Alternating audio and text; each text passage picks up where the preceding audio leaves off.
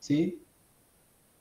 La explicación clásica, la cuenta cuántica que está hecha en el Kittel, está buena también, pero bueno, ya desde el punto de vista clásico se puede explicar este, un término que vaya con 1 sobre r a la sexta. ¿Sí?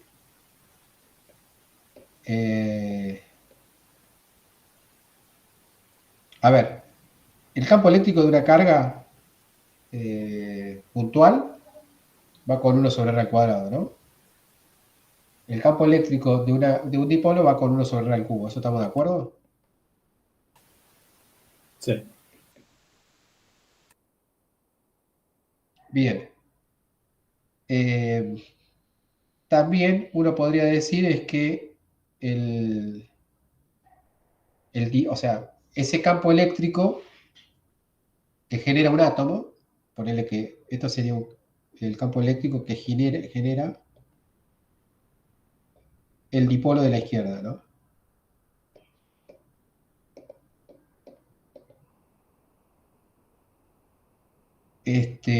Sobre el dipolo que induce, o sea, el campo eléctrico de la izquierda, que genera el dipolo de la izquierda, induce un momento dipolar, ¿sí? En el átomo que está a la derecha. ¿Está bien? Y la energía, uno puede considerar la energía como P, hablando mal y pronto, ¿no? ¿Se acuerdan que era P por E? ¿Sí? Este sería el campo del dipolo 1 y este sería el P del dipolo 2. ¿Se acuerdan que la energía era P por E? ¿Sí? Y en realidad es P por E con signo positivo porque le gusta estar desalineado. Entonces, si el P es, ¿sí?, opuesto al campo eléctrico, digamos, baja la energía. Esto de física 3. ¿Está bien? Ahora, el P del dipolo, el P2, o sea, el P del dipolo 2, al ser inducido es proporcional, ¿sí?, al campo dipolo 1. ¿Está bien? Esta visión de que el P inducido es proporcional al campo del dipolo, uno lo puede recordar como, ¿se acuerdan que P era la susceptibilidad eléctrica, creo, por el campo eléctrico, ¿no? Era proporcional. Acá, si bien estamos hablando de un momento dipolar en volumen, ¿sí? Esos momentos dipolares son proporcionales al campo que lo induce. ¿Está bien? Entonces, si el P es proporcional al campo dipolo 1, pero además la energía es P por E, de acá es donde sale que la U va con 1 sobre R a la sexta. ¿Sí? Porque 1 sobre R al cubo viene del campo eléctrico del dipolo 1 y el otro 1 sobre R al cubo viene de que ese mismo dipolo es proporcional a ese campo eléctrico. ¿Está bien?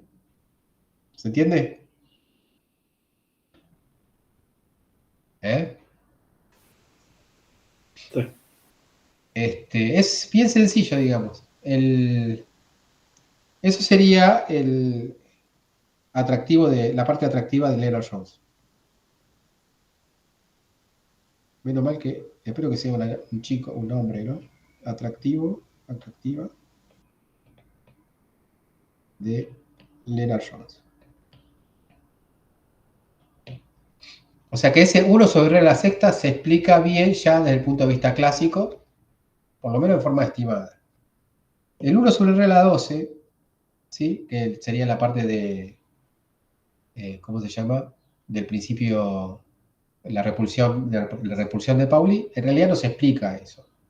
Eso se modela, digamos, y se toma ese número, fíjate que es justamente el doble del 6 para que las cuentas se hagan más fáciles. Simplemente es un modelo. Uno podría tomar una exponencial también y podría funcionar y está todo lindo. Pero bueno, obviamente el origen físico de esto, más allá de que sea ¿sí? De una conveniencia matemática, la razón física de eso es el principio de exclusión de Pauli. Bien, eso sería el potencial de Lennard-Jones. Ahora, ¿qué hacemos con ese potencial de Lennard-Jones?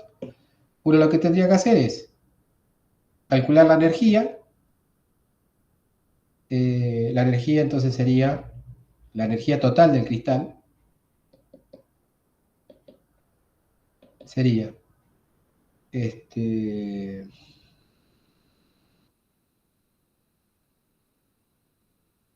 sumar sobre todos los R diferentes de 0. Acá no está viendo nada, ¿no?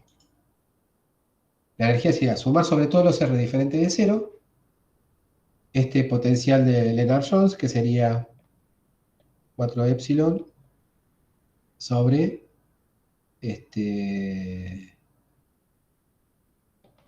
sigma sobre R a la 12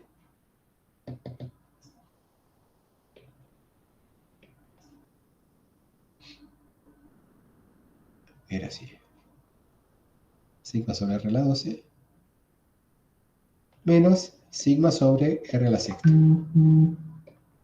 Y este R, ¿sí? Sería, esto es,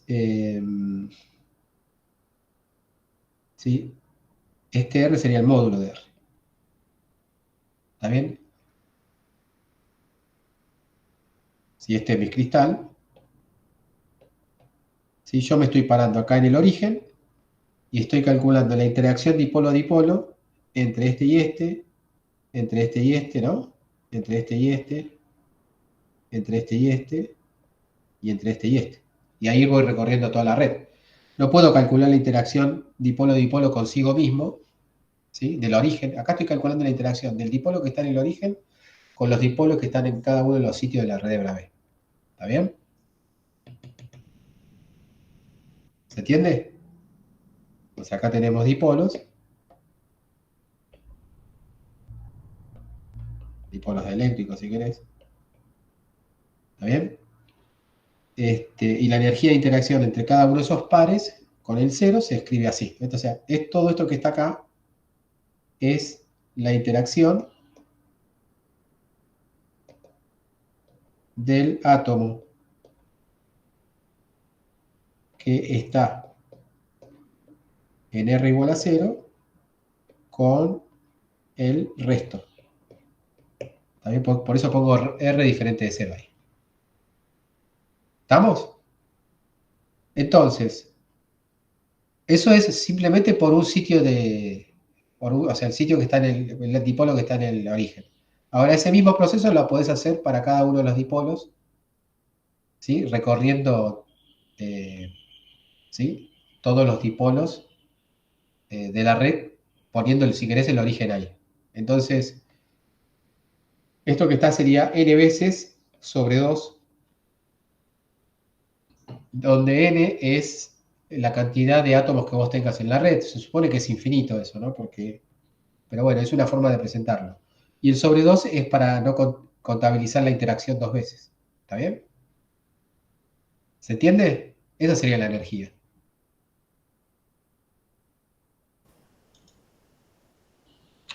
Vamos a ver si pone lo mismo acá.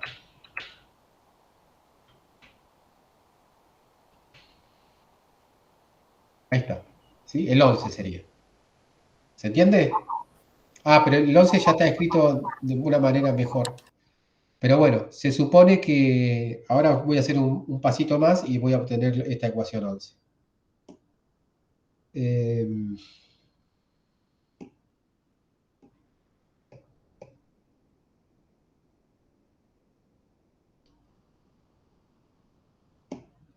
Acá es donde uno define P y J. ¿Sí? Uno podría definir acá, con el I y el J uno está numerando todos los sitios de la red. Nosotros lo llamamos R, así que no vamos a usar esa notación porque si no puede confundir. Entonces uno puede ser, podríamos poner P de RR', ¿está bien? Es la etiqueta que estamos usando eh, para señalar cada paso. Uno lo que puede hacer es tomar como referencia al primer vecino. Define, lo que pasa es que está definiendo con R al primer vecino. Y yo estoy usando el R para recorrer la red. Así que no voy a seguir el kit. ¿Está bien? Entonces, fíjate, este módulo de R que yo pongo acá, uno podría definirlo como ¿cómo le pongo? A, ¿sí? Por un factor. Y ese factor sería el P y J. ¿Mm?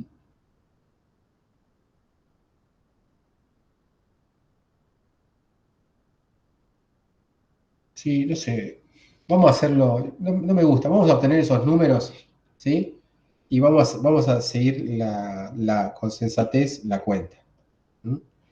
Este, Vamos a llamar, ya que lo llamamos así, con la constante de red, o no, vamos a llamar A, la distancia a primer vecino.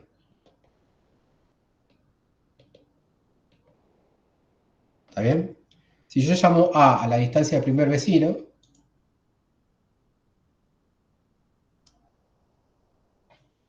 eh,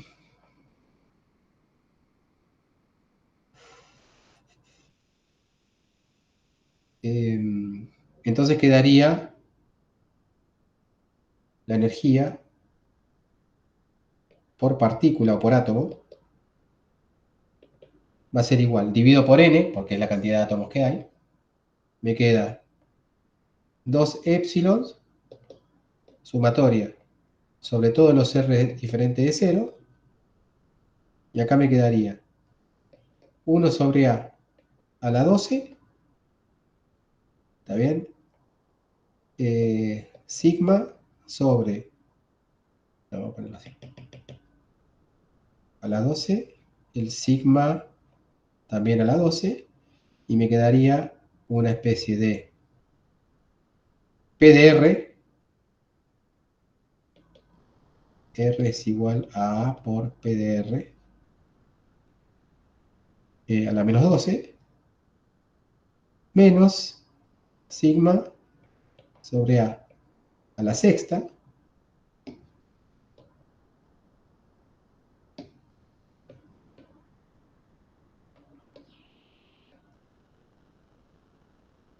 por un PR a la menos 6. ¿Está bien? Entonces uno tendría que calcular eso. ¿Cuánto vale el PR a la menos 12 y el PR a la menos 6? ¿Mm? Fíjense que es lo que está, ¿sí?, calculado en el punto 12 para una red FCC. Sí, eso es lo que haríamos ahora. Perfecto.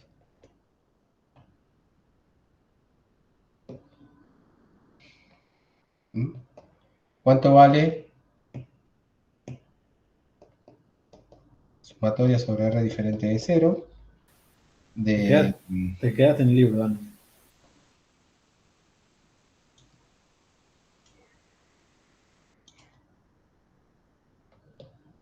PR a la menos 12? ¿Cuánto vale?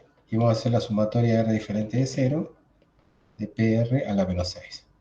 ¿Sí? ¿Cuánto vale?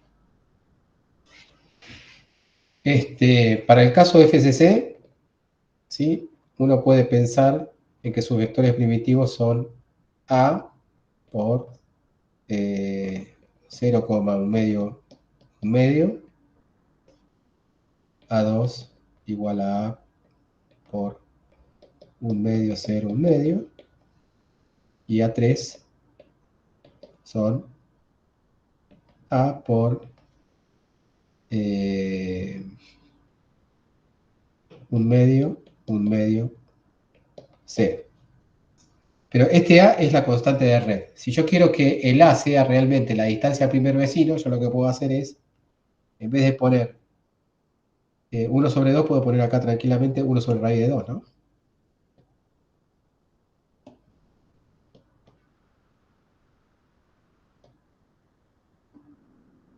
¿Se entiende?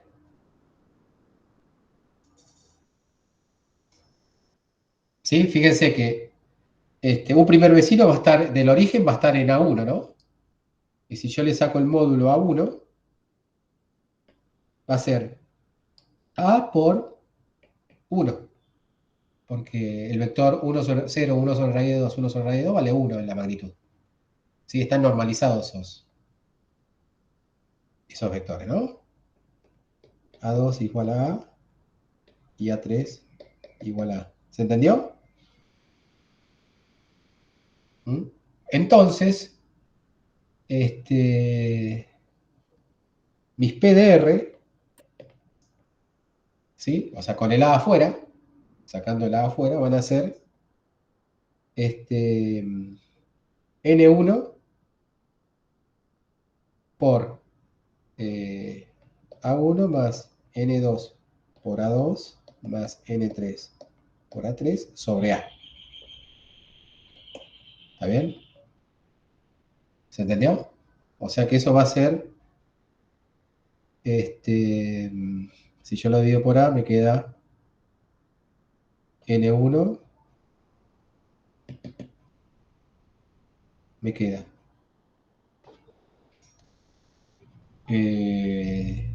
a ver, síganme, N2 más N3 sobre raíz de 2,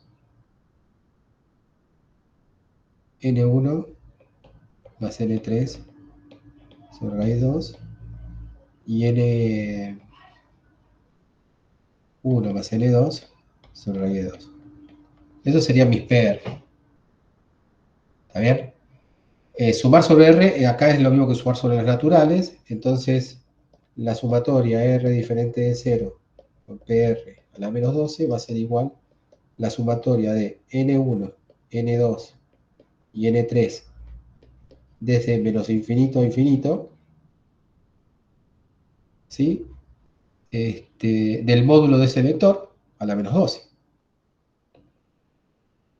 ¿Está bien? O sea, me quedaría N1 más N3 al cuadrado sobre raíz de 2 al cuadrado. O sea, me quedaría así.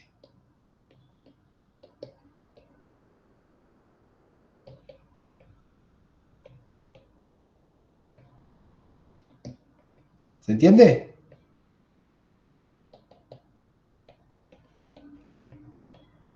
Todo eso, esto está al cuadrado, yo lo quiero a la 12, entonces esto va a ser a la menos 6. ¿Sí? Es esa la cuenta que tengo que hacer. ¿Estamos de acuerdo? ¿Mm? Obtenida esta cuenta, yo tengo el factor ese que aparecía, ¿sí? O sea, esto que está acá es lo que yo tendría que calcular, porque lo demás se supone el dato problema. Yo estoy calculando esto que estoy, ¿sí? Con la sumatoria, ¿no? ¿Sí? Porque lo demás son constantes. O sea, yo estoy calculando eso. Primero estoy con el R menos 2 y lo mismo va a hacer con el R menos 6. ¿Se entendió lo que hice? No me contestan, che. Sí, creo que sí. ¿Eh? Igual, si yo acá hice toda la cuenta, o sea, esto programarlo es fácil, digamos, porque uno tiene que hacer, o sea, no va a sumar de menos infinito a infinito, sino hasta que la suma converja. Pero si no les quedó muy claro, lo podemos hacer de otra manera. A ver.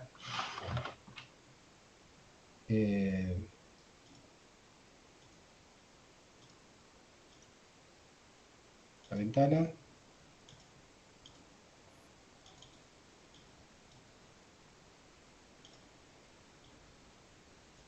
Ahí están, ahí me ven, ¿no? Sí, sí. Voy a poner letra ahí grande. Y vamos tranqui, porque no nos apura nadie.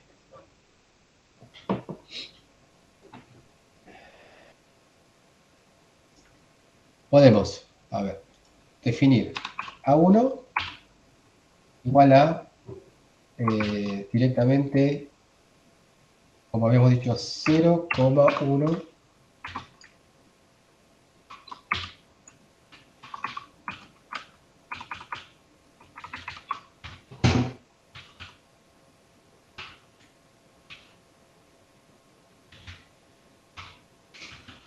en la 1 normalizado, ¿no? Sí.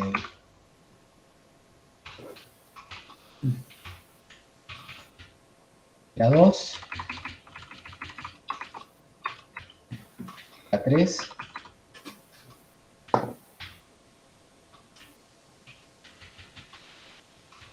Te faltaría el A, ¿no? sí, sí. Sí, pero esto ya estaría normalizado, bueno, pero está bien, vamos a hacerlo como ustedes saben para no confundir. La 2, 0, y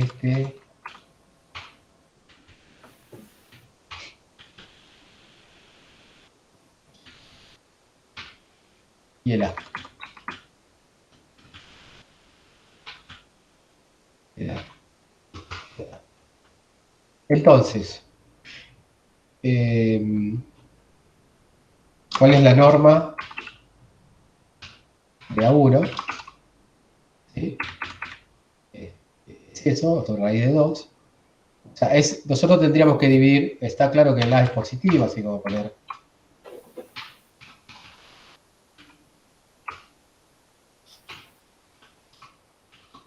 Así les.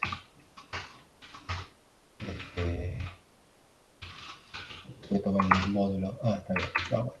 Esa sería la instancia primer vecino. ¿Está bien? Lo que el libro llama R. ¿Ok? Ahora lo que podemos hacer es generar la red de Bravais. En 3 dimensiones sería algo así. Fíjense lo que tira esto. Range. ¿Sí? Esto es el rango, tira números que van de menos 3 a 3. ¿Sí? Y con esto me puedo crear unas tuplas. En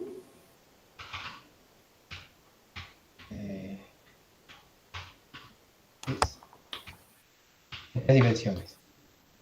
¿Sí? Esto, fíjate que es lo que te genera. Genera toda, ¿no? Una red. Sería la red de Bravais, pero una parte nada más. La que tiene de 3.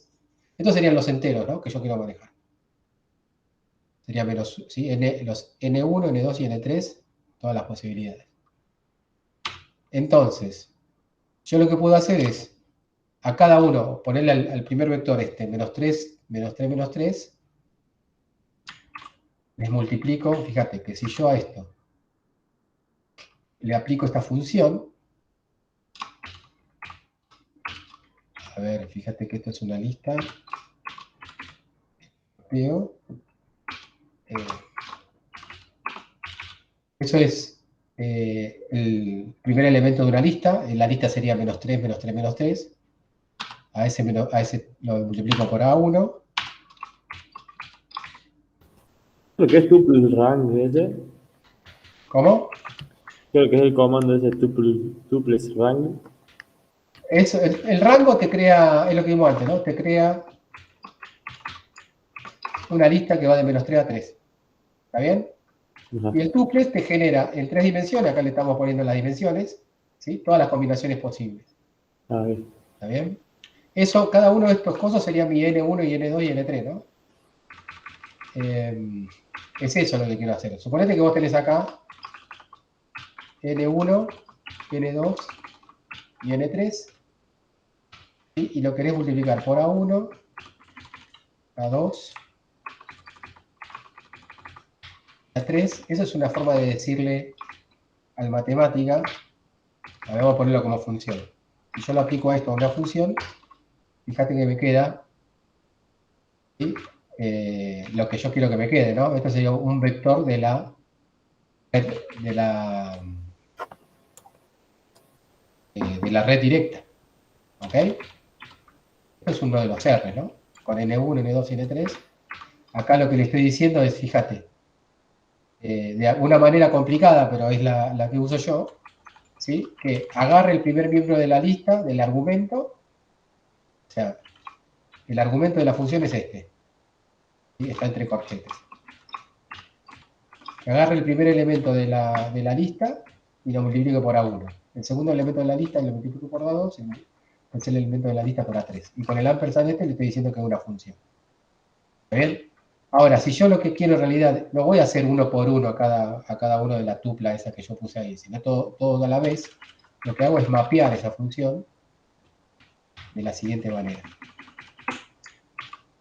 Lo mapeo con este comando, es barra arroba. ¿Está bien? Si yo lo mapeo, ahí me quedan todos los, ¿sí? Los vectores de la red recíproca, que es una parte, digamos, ¿sí? Unos fragmentos de la red, perdón, directa. Y a cada una de estas cosas yo lo que tengo que hacer es sacarle la norma, ¿sí? A cada uno de esos le saco la norma. Se hace de vuelta también, con un mapeo. ¿Está bien? ¿Ven la norma? Ahí no me simplificó el A. Bueno, y si yo quiero elevarlo al cuadrado, directamente tomo la norma del argumento a la menos 12 era, ¿no? A la menos 12. Y el problema es que entre esos está el 0, 0, 0. ¿Sí? Así que lo que tendría que hacer es sacar el 0, 0. Voy a hacerlo para que se vea. Lo voy a hacer con una lista más cortita. Voy a hacerlo así. Menos 1. Fíjate que acá dice, se encontró un infinito, porque el 0, 0, 0 está entre esto, ¿no? Así que como el 0, 0 está entre eso, lo que tengo que hacer es de toda esta lista, ¿sí? De todas estas tuplas, sacar el 0. De todas estas tuplas, elimino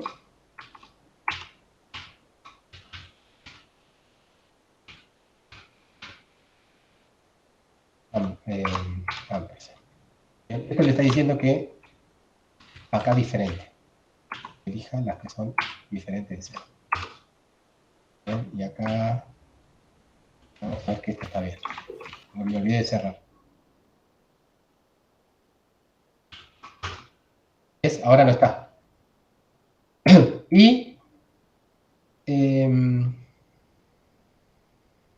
todavía está el A, así que lo que vamos a hacer es dividir esto, ¿sí? por lo que habíamos dicho que era A sobre raíz de 2, ¿no? Pero lo podemos hacer eso directamente. Bueno, lo hago acá directamente.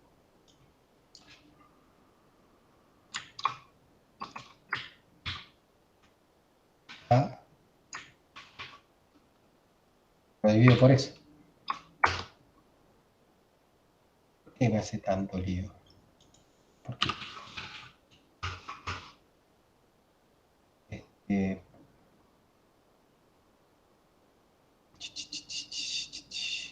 El A estaba acá. A ver, espera.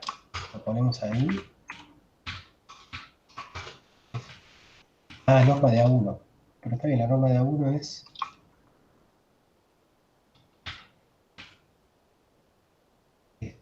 No. La norma... Ah, no, qué boludo. Claro, si estoy haciéndolo a la menos 12. Entonces, lo hago acá directamente. Lo divido.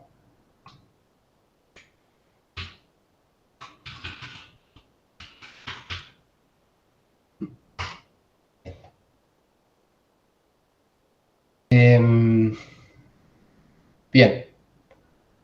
Listo, entonces yo quiero... Y después lo que hago es sumar todo esto. ¿Sí? Lo sumo. Pongo plus. Para sumar todo de entrada toda una lista, lo hago así, arroba. ¿sí? Y me queda este.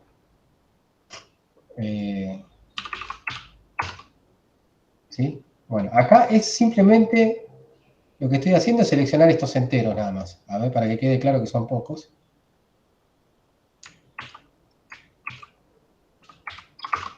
Son pocos los enteros que yo elegí. Fíjense que está el 00. ¿Sí? Ese es el que hay que excluir. Entonces, eso yo lo excluyo con el select este. ¿Ok? Les muestro. El 00 no está. ¿Bien? Este es el conjunto de enteros. Ahora, si yo quiero ir de menos 10 a 10, ahí tengo muchísimos más en la lista. Entonces, acá yo lo que puedo hacer es calcular yendo hasta 10, hasta menos 10 y 10. ¿Sí? Y ahí me va a dar 12,1319. Ese es más parecido al que le dio el quite.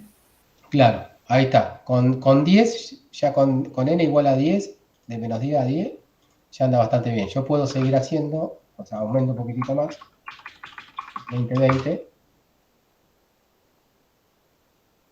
Ah, mira cómo tarda. 19. Debe estar redondeando, ¿no? Tenés razón, debe estar redondeando. Eso lo podemos ver, ¿sí? Con cómo es, se usa este n.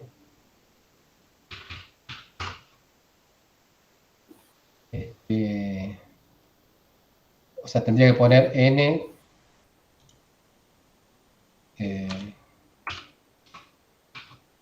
coma, voy a poner 10 dígitos.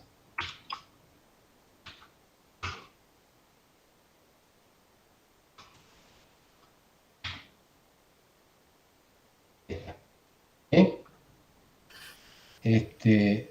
Eso sería el menos 12, ¿ok? Ahora habría que ver el 16. Hago lo mismo.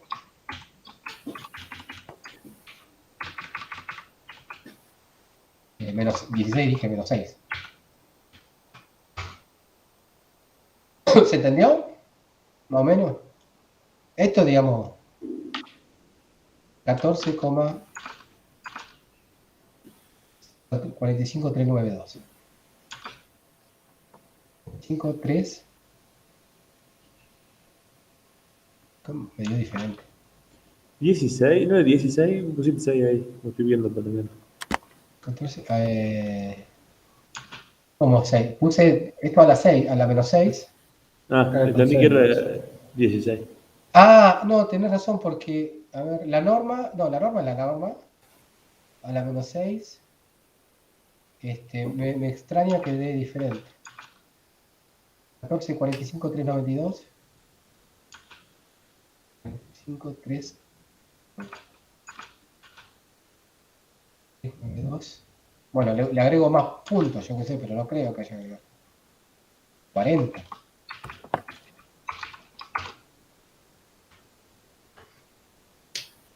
Bueno, a esto es a lo bruto, ¿no? Si uno lo quiere hacer bien, tiene que ver cuánta cantidad de primero vecino hay, multiplica por la cantidad de primero vecino, cuánta cantidad de segundo vecino hay, multiplica por la cantidad de segundo vecino, y así lo va sacando. ¿Ok?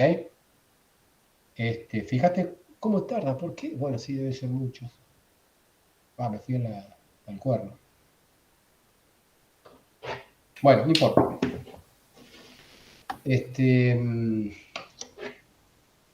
Ya que está, mientras calcula, le explico, digamos, cómo lo estoy usando yo. Cuando vos querés definir una función, ¿sí? Las funciones se definen con el numeral y con el ampersand.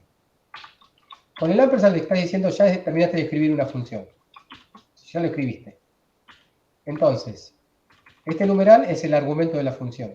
Si vos escribís esta función así, y eso se lo aplicás a un argumento que sea 3, ¿cuánto va a dar? 3. ¿Entiendes la idea? ¿Ok? Entonces, cuando tenés dos argumentos, ahí podés especificar tenés que especificar 1 para el primer argumento, 3, 2 para el segundo argumento. Ahora, si tenés como argumento una lista, Y no es 1 y 2, sino que tenés que decir la parte de la lista, la primera parte de la lista, ¿sí? Ahí salió un error. Y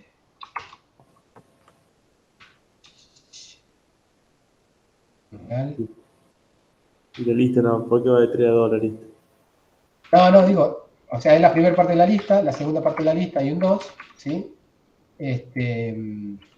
Listo, ahí anda. Eso es lo que quiero, eso es lo que usé arriba. Y lo que usé arriba más es cuando vos, lo más importante de todo quizás es cuando vos mapeás.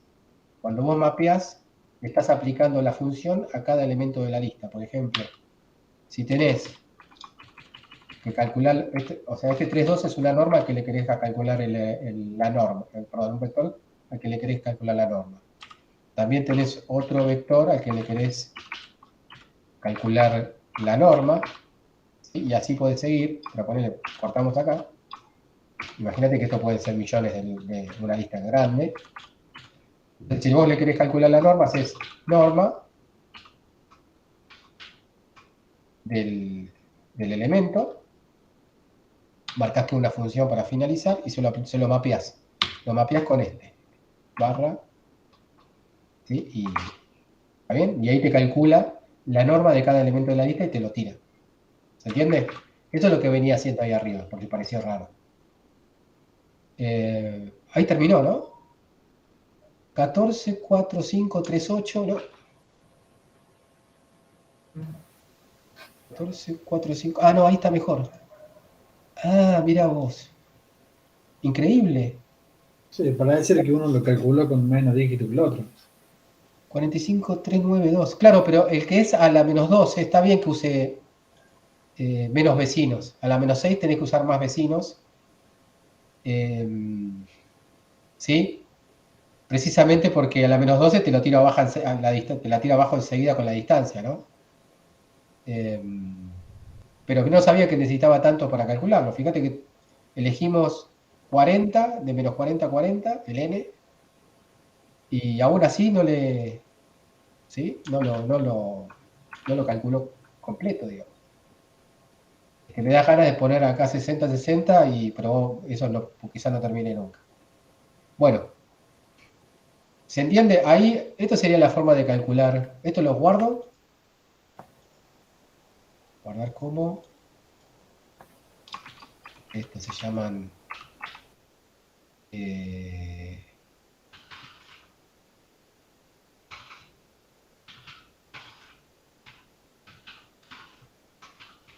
Ahí lo pongo así. Digamos entonces.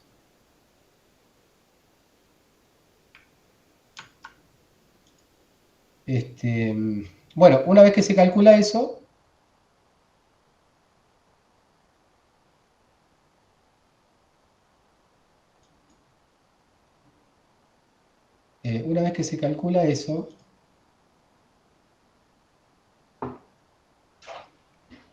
¿sí? Bueno, supónganse que lo calculamos.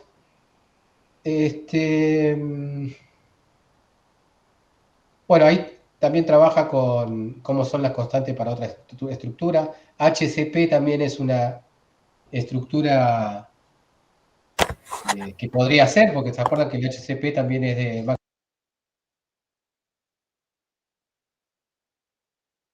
Ahí vemos. Voy a poner...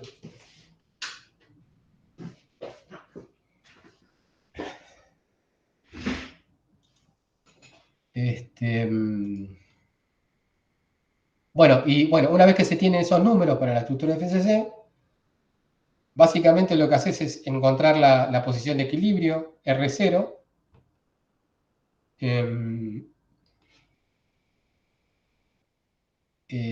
haciendo qué, o sea, encontrando el mínimo a la energía potencial a la hora del cristal, ¿no? ¿Se entiende? Bueno, uno encuentra el mínimo, le da el mínimo R0, va a ser igual a 1.09 por sigma. Acá seguramente le puede llegar a surgir la duda de que si uno hubiese hecho la posición de equilibrio, fíjense, ¿cómo serían los P y J? Estoy pensando, ¿no? ¿Cómo serían los P y J en el caso de que yo solamente considere el primer vecino? ¿Cómo serían esos números? ¿Se entiende la pregunta? En vez de sumar sobre toda la red, ¿sí? Tenemos solamente el primer vecino. El U te queda igual que el potencial de Lennard-Jones. ¿Estamos de acuerdo con eso? O sea, si te queda igual que el potencial de Lennard-Jones, cuando vas a la ecuación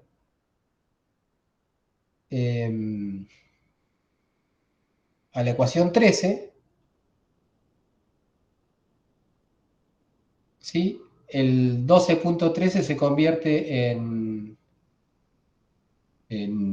1, ¿sí? Y el 12,45 se convierte en 1 también. Uno podría comparar eso a ver qué da. Pero bueno, el 14 tiene esta particularidad. Fíjense que si sigma era el tamaño del átomo, ¿sí? El R0 uno podría llegar a pensar en primer lugar que sería el doble del tamaño del átomo, ¿no? Estoy pensando, ¿no? Pero bueno, hay que tener cuidado con eso. ¿Se entiende lo que digo? ¿Se acuerdan que el sigma, a ver si está acá, fíjense lo que es el sigma acá, ¿sí? Esto es el potencial de Lennard-Jones, solamente 2 átomos, ¿ok? En un modelito, el sigma está a mitad de camino de R0, ¿ok?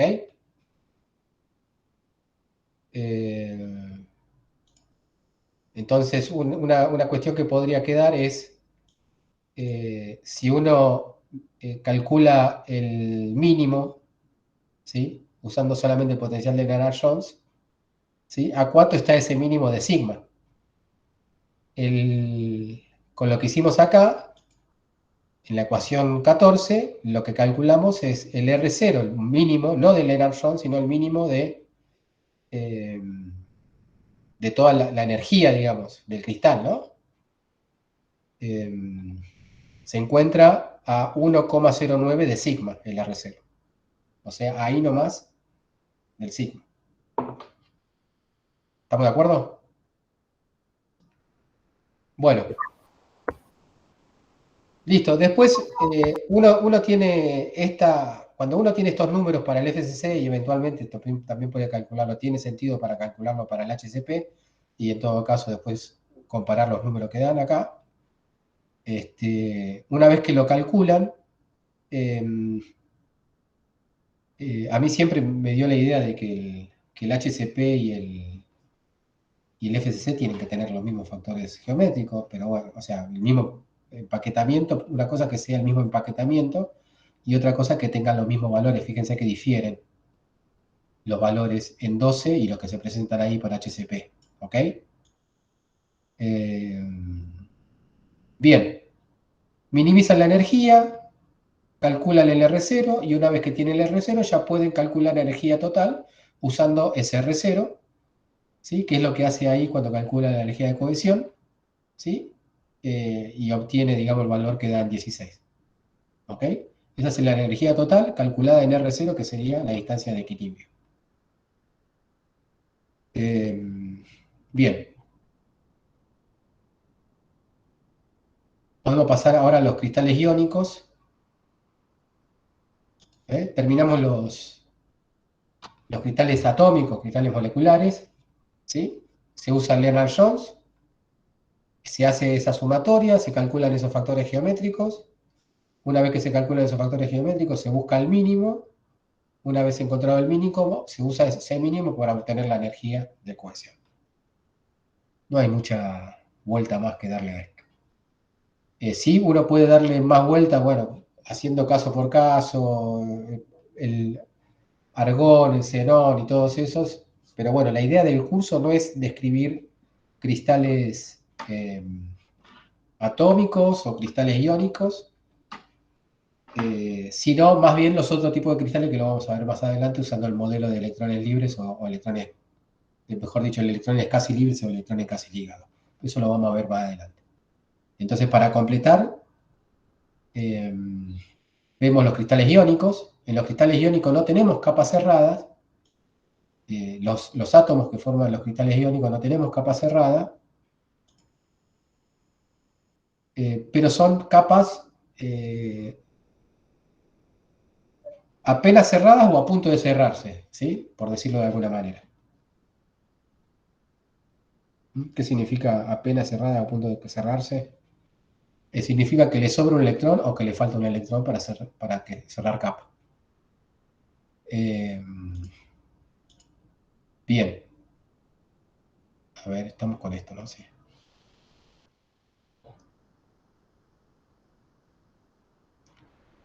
Fíjense, un ejemplito que da acá es el litio fluorid, obviamente no sé cómo se dice. ¿Sí? El litio tiene 1s2, 2s, o sea, le falta un electrón para cerrar capa, y el flúor tiene 1s2, 2s2 y 2p5, ¿sí?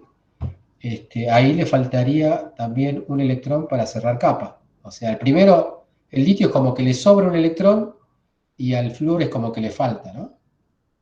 Entonces, una vez que se ionizan, se juntan y un electrón del litio se lo pasa al del flúor, ¿sí? Ahí cierran capa los dos. Los iones tienen capa cerrada y por lo tanto pasan a ser de vuelta, o sea, pensarse como esferas rígidas, pero los iones, no los átomos. O sea, una vez que se ionizan, los átomos que participan de estos cristales iónicos, ¿sí? Se vuelven, por decirlo así, unas esferas rígidas. ¿Está bien? Entonces, ¿cómo hacemos para calcular la energía, digamos? Con el caso de los átomos de los cristales moleculares no pasa lo que va a pasar ahora, por eso lo voy a explicar un poquitito por separado.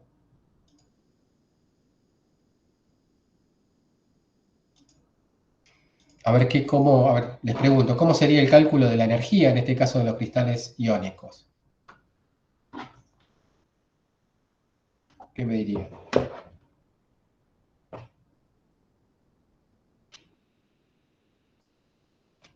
Ya sabemos que es electrostática, ¿no?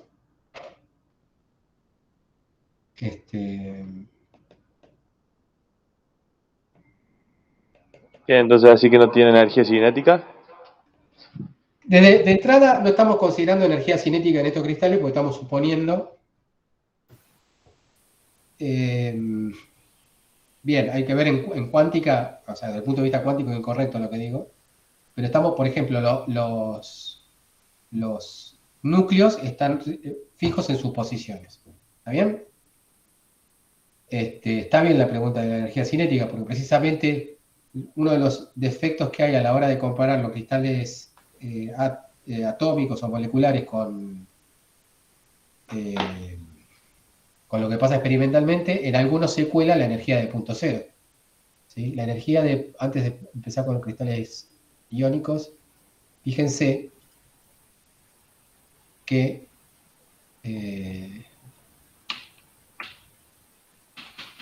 cuando nosotros dedujimos el potencial de Lennard-Jones, ¿sí? En este modelo cuántico, es algo que clásicamente no va a surgir, aparece una energía de punto cero que es, a ver dónde está bien puesto. Bueno, no hace falta ir acá, es simple. Lo voy a poner acá.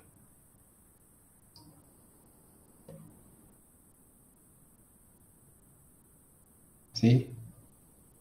¿Ves que acá puse mayoría de los casos? ¿Sí? La excepción es cuando, o sea, las excepciones se dan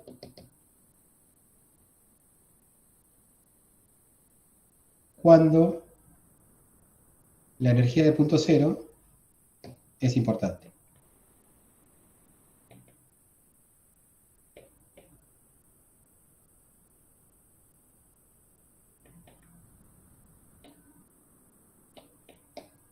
¿Se acuerdan que era la energía de punto cero, no?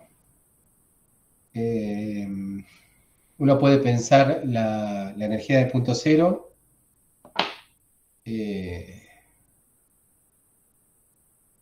fíjense, imagínense un electrón en una caja, ¿sí? Y uno calcula los estados electrónicos del electrón, un solo electrón en una caja. ¿Se acuerdan que la primera solución, el estado fundamental, era cuando la caja era recorrida, ¿no? O sea, cuando el electrón, la onda que le correspondía a un electrón era una semilongitud de onda, ¿no? ¿Ok? En el caso del oscilador, ¿sí? Cuando uno escribe la energía de un oscilador, ¿se acuerdan que la energía de un oscilador está dada por n más un medio h barra omega? A ver si aparece ahí. ¿Ok? ¿Sí? ¿Dónde está la energía punto cero si estamos hablando de un oscilador? Acá. ¿Ok? O sea, tanto desde el punto de vista del electrón, o si vos tenés un oscilador, la energía punto cero se identifica, digamos, más o menos fácil. O sea, en el caso de la energía punto cero, en ese caso va a ser importante si este omega, ¿sí? Es grande. ¿Ok? Te quedaría un medio de h barra omega, en el caso de los osciladores.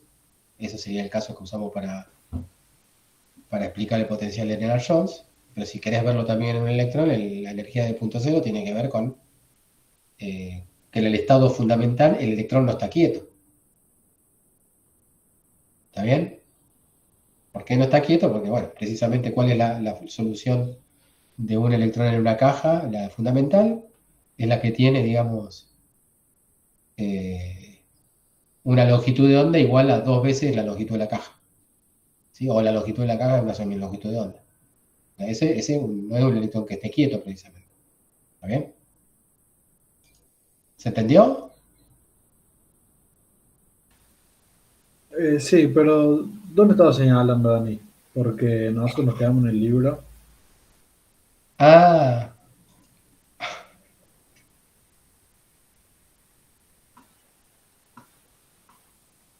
Ahí. Estuve escribiendo eso, ¿eh? Eso que está en amarillo arriba a la derecha, ¿sí? Cuando yo puse que FCC en la mayoría de los casos, los cristales atómicos, lo que tendría que haber dicho también es que la excepción se da cuando la energía de punto cero es importante. Y ahí di 2 ejemplos de energía de punto cero. ¿Sí? Pensando en el electrón o pensando en estos osciladores, la energía de punto cero viene de ese un medio que está ahí colgado, ¿no? Claro. O sea que el h barra omega es importante. Bien. Bien. Entonces, sigamos con cristales iónicos.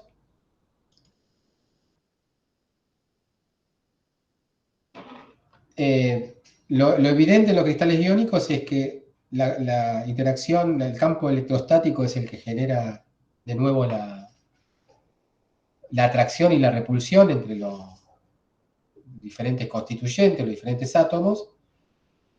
Así que siguen explicando la cuestión energética. El tema es que ahora este campo eléctrico no es el campo de un dipolo. Los campos eléctricos que acá consideramos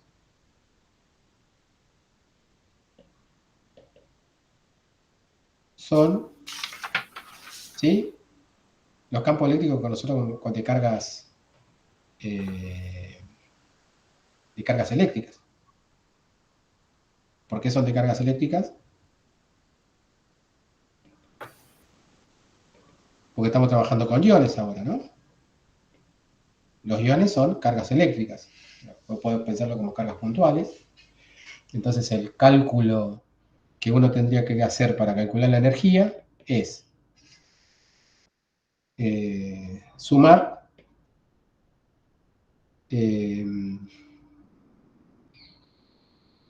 bien, acá antes de hacer la cuentita, vamos a decir algo.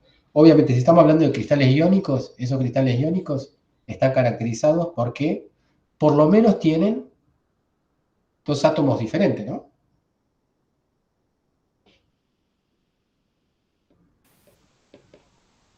Por lo menos.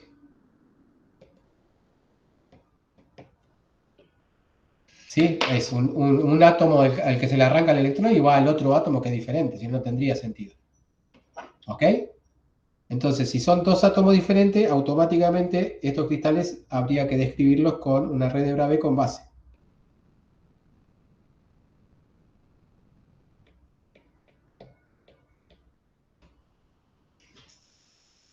¿Estamos de acuerdo? ¿Sí?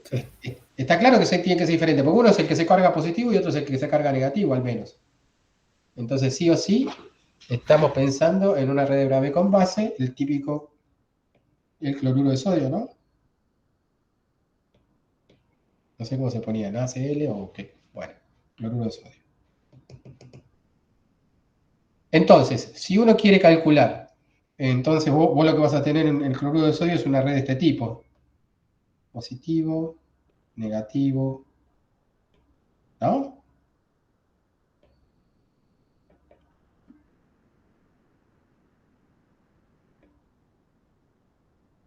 Si querés en 3 dimensiones, bueno.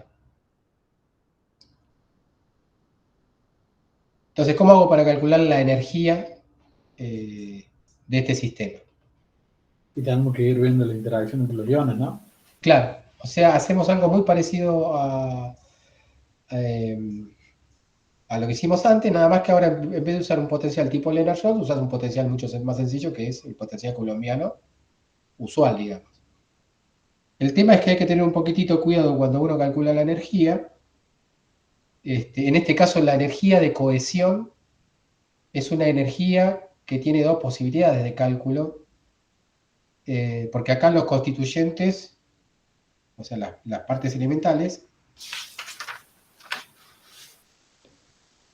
pueden interpretarse de dos maneras diferentes. Pueden ser los iones, las partes elementales, o los átomos. Entonces, cuando vos calculas la energía de un cristal, tendrías que compararla para ver cuán estable es ese cristal, compararla con la energía de cada parte por elemental, la suma de las energías de cada parte elemental por separado, ¿está bien? Pero cada parte elemental podría ser los iones y los átomos. Y lo que se hace generalmente, por lo que vi, es usar los iones.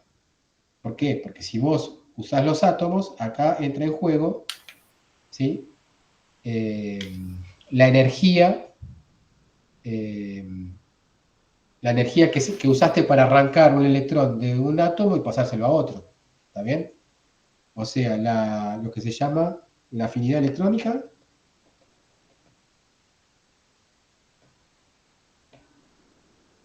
y, ¿cómo se llama cuando se arranca un átomo?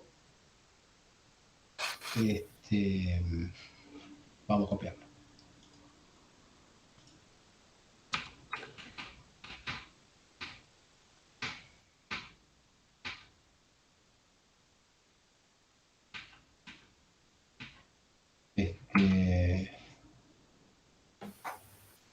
Afinidad electrónica,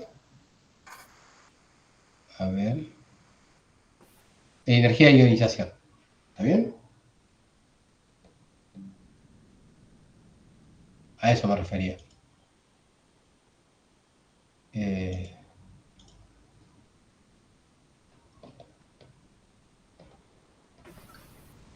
En cambio, si las partes son los iones, eso ya está metido ahí adentro, entre los iones. Entonces, ¿sí? Cuando vos hablas de la energía para formar un cristal, si este cristal es un cristal iónico, estás refiriéndote a los iones por separado, ¿no? Vas a agarrar los iones y los juntas. La energía, la energía que te entrega ese proceso sería la energía de cohesión realmente. No te pones a pensar cómo se formaron esos iones. ¿Ok? Bueno, entonces, ¿cuál sería la cuenta? Pensemos, si tenés Acá las redes pueden ser más generales, FCC, pero en general son cúbicas. Si tenés una, por ejemplo, el cloruro de sodio, ¿sí?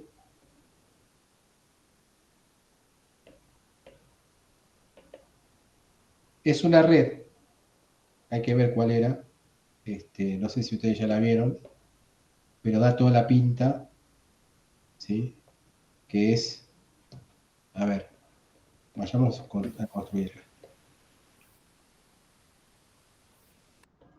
A ver si arriesgan, ¿qué es el cloruro de sodio?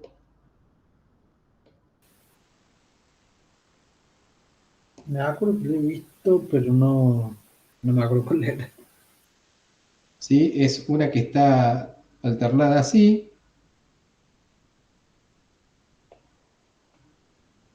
A ver. Vamos a copiar.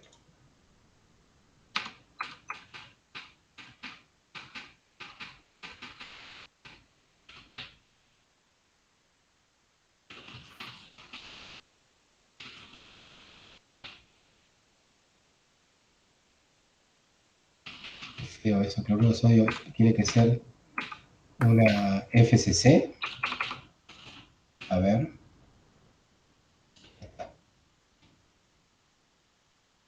¿Sí? Ahí lo comparto, ¿eh? Fíjense el cloruro de sodio. ¿No? El cloruro de sodio, te pones a ver esto, ¿sí? Es una red FCC, ¿ok? Claro, con Donde el tenemos intercalado el... sí, o sea, tenemos como base, la más sencilla, la que está, digamos,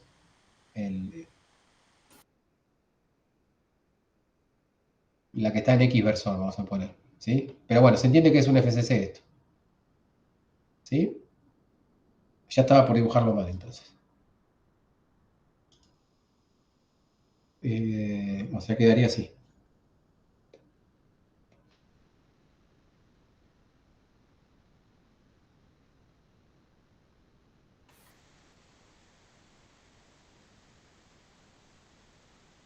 Y después el otro estaría acá.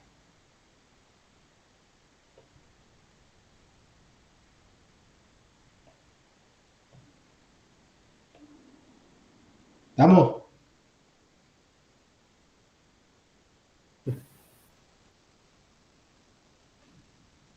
Bueno, si uno le tiene que calcular la energía, ¿sí? De cohesión al cloruro de sodio, fíjense, la primera interacción que hay que considerar, por separado de ese cálculo, es la energía de interacción que hay entre estos dos. ¿Sí? Esa es una energía, digamos, de interacción en el mismo sitio, R igual a 0 de la red de Bravais, ¿no? Y sí, después pero uno tendría que considerar, tener que sumarlo sobre todo, ¿no? claro, ¿sí? Eso lo sumás por separado, esta interacción que yo dibujé en amarillo.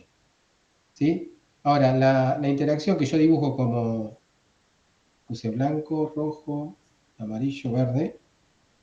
Después va a haber, por cada sitio de la red de Bravais tenés este tipo de interacciones, que son la verde. ¿Está bien? Esas son repulsivas.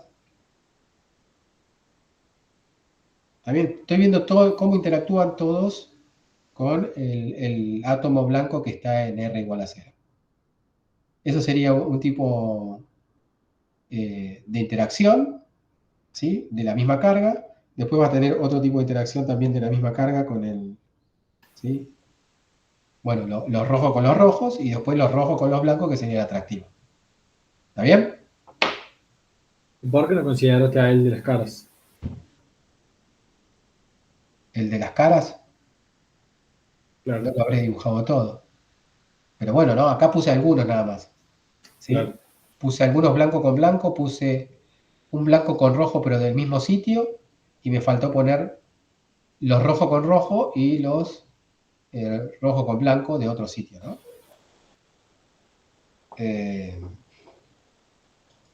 Entonces,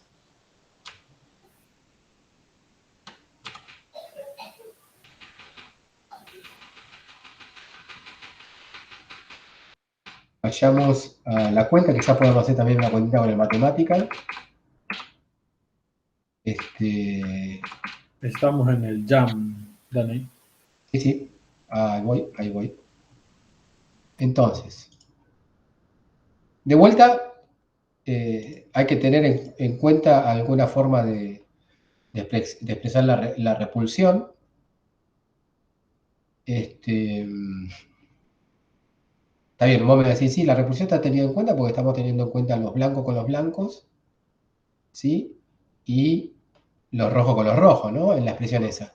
¿Estamos de acuerdo? No me podría decir eso.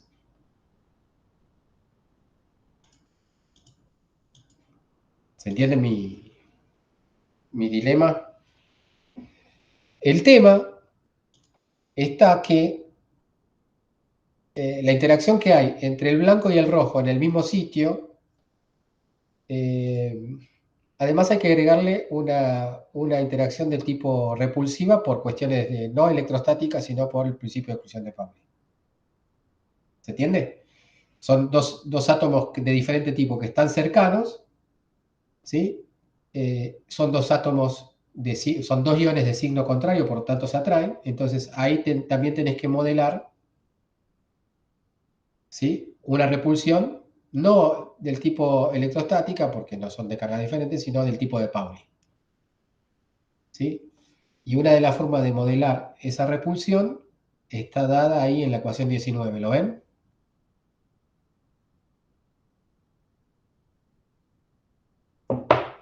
En el primer lugar, dice primeros vecinos, está la interacción electrostática con signo negativo. Está bien porque son dos cargas opuestas, el menos Q al cuadrado sobre R. Pero hay otro término que aparece ahí, lambda exponente de menos R sobre P. ¿Sí? Ese término es un término para tener en cuenta ese tipo de repulsión de Pauli. ¿Ok? ¿Entiende? Y cuando ya estamos trabajando en sitios diferentes, es el I y el J acá lo que identificarían son un sitio I de la red de Bravais y otro sitio J de la red de Bravais, ¿sí? Serían las interacciones que hay, el par de interacciones que hay entre signos, entre las cargas de un tipo y las cargas de otro. A ver si lo voy a poner acá de alguna manera más linda.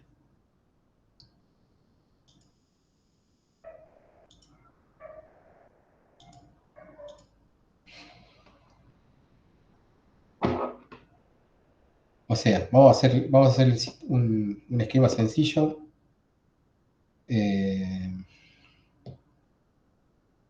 Vamos a hacerlo lineal.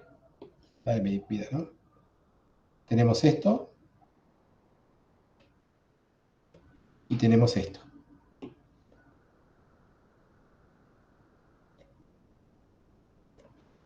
¿Ok? Voy a escribir textual como está ahí. U sub IJ es igual a lambda x menos R sobre P menos Q al cuadrado sobre R más menos. ¿Se ve el negro en el fondo, el rojo en el fondo negro? Díganme si no se ve, ¿eh? Sí, por lo menos. Q al cuadrado sobre R. A ver, esto que está acá, fíjense, este signo más, esto es entre sitios diferentes, ¿ok? Ponele que este sitio sea el sitio I y este sitio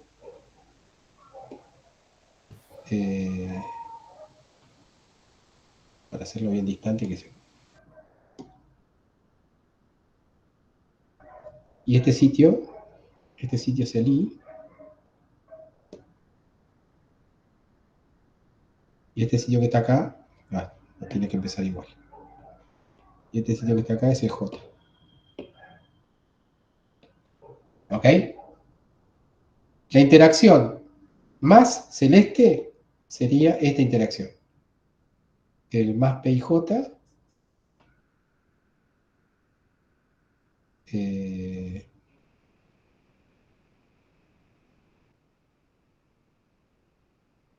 También tendría que ser esta interacción.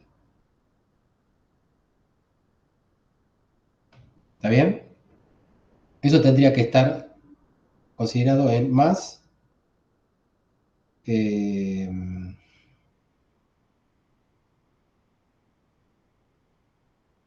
1 sobre P y J o al cuadrado sobre R. ¿Está bien? Estaría todo metido, esas dos interacciones que escribí de esos calores, ahí. Y después, a ver con qué, amarillo. Tengo poco color, che. Y después tendríamos el menos,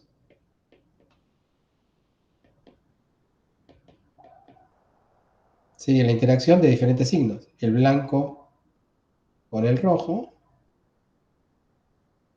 ¿sí? Y el rojo con el blanco. ¿Está bien? Eso estaría, ahí estaría marcando esos dos tipos de interacción. ¿Está bien? Y después, bueno, y después el que está ahí arriba simplemente es la interacción, ¿sí? Que hay entre este y este, este y este, este y este, este y este, y este y este. ¿Mm? Esto sería interno, digamos.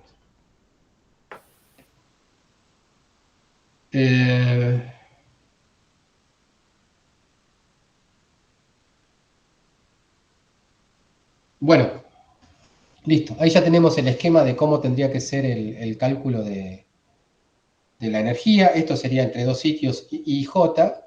Cuando uno quiere hacer la cuenta general, ¿sí? Aparece lo que se llama la constante de Madelung. Cuando uno hace la suma, el U total, el 20, fíjense en la ecuación 20, cuando uno hace el U total como la suma de N, la cantidad de sitios que hay, por U sub I, o sea, la interacción del sitio I con el resto del cristal, sería esto, ¿sí?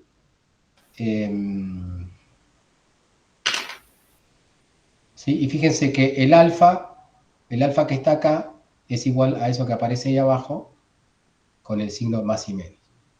¿Está bien? Bueno, me hubiese gustado que aparezca algo un poco más explícito, ¿sí? Pero bueno, acá fíjense que esta es la UIJ, la 19 es la UIJ, piensen en la U0I o lo que sea, ¿sí? Para hacer la cuenta. Me gustaría hacer la cuenta. Es un poco complicado la cuenta acá. ¿Por qué es un poco complicada la cuenta cuando vos tenés 1 sobre R? Porque no es lo mismo cuando tenés R a la menos 12 o R a la menos 6, convergen enseguida las sumas estas. Estas cuentas que van con 1 sobre R, si uno las hace de manera incorrecta, la suma, ¿ok? Esa serie puede no converger. ¿Está bien? Pues, es como se le llamaban las series estas armónicas, las que iban con 1 sobre n. No. ¿Se acuerdan de análisis? Las que iban con 1 a la n. 1 sobre n. 1 más un medio, 1 más, ¿sí? Cuando uno hacía esa suma, esa diverge, ¿no? Obvio. Sí. Pero después, si uno la hacía alternada, esa no divergía. ¿Está bien? Pero ese comportamiento 1 sobre n tenía un nombre que ahora me lo olvidé. Es de lo que estamos hablando acá. Entonces, estas sumas hay que hacerla con un poquitito más de cuidado. Pero bueno, ya con lo que dijimos, con los datos que tenemos, ya podríamos encarar un ejercicio para calcular la constante de Madelung, que es la que define todo acá, ¿no? ¿Sí? O sea, uno calcula la constante de Madelung y ya puede obtener la energía. Obtenida la energía, uno lo que hace es encontrar de vuelta la posición de equilibrio. Una vez que encontrar la posición de equilibrio, obtener la energía con esa posición de equilibrio. A ver. Vamos, voy a cortar la clase acá y hacemos una pruebita de matemática a ver si nos sale. Dale.